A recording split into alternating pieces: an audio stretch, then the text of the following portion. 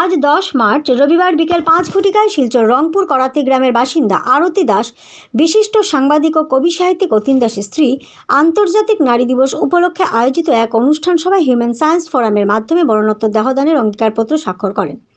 কুসংস্কারমুক্ত বিজ্ঞান মনস্ক সমাজ গড়তে নারী দিবস উপলক্ষে তার এই মহান সিদ্ধান্তকে ফোরামের পক্ষ থেকে সাধুবাদ জানানো হয়। তার এই অঙ্গীকারের সাক্ষী হিসেবে স্বাক্ষর করেন স্বামী অতীন দাস ও পুত্রবধূ পাপিয়া দে। এছাড়াও উপস্থিত ছিলেন দৈনিক যুগসংখ্যের কর্ণধার বিজয় কৃষ্ণনাথ সহ অর্ধশতাধিক পুরুষ ও মহিলা। ফোরামের পক্ষ থেকে উপস্থিত ছিলেন সভাপতি পরিতোষ চন্দ্র দত্ত ও সম্পাদক হানিফ বরভুইয়া। অঙ্গীকারপত্রের প্রতিলিপি অঙ্গীকারকারীর হাতে তুলে দিয়ে সভাপতি পরিতোষ চন্দ্র দত্ত মহাশয় তার বক্তব্যে ফোরামের পক্ষ থেকে আরতি দাসের এই মহান সিদ্ধান্তকে শ্রদ্ধা জানিয়ে মরণোত্তর দেহদানের প্রয়োজনীয়তা এবং বরাক উপত্যকার চিকিৎসা ক্ষেত্রে অঙ্গ প্রতিস্থাপনের প্রয়োজনীয় পরিকাঠামো গড়ে তুলতে সংশ্লিষ্ট কর্তৃপক্ষের উপর চাপ সৃষ্টি করতে আন্দোলনে এগিয়ে আসার জন্য উপস্থিত সবার প্রতি আহ্বান রাখেন। NE24 চ্যানেল থেকে ভয়েসে বর্ণালী মিশ্র।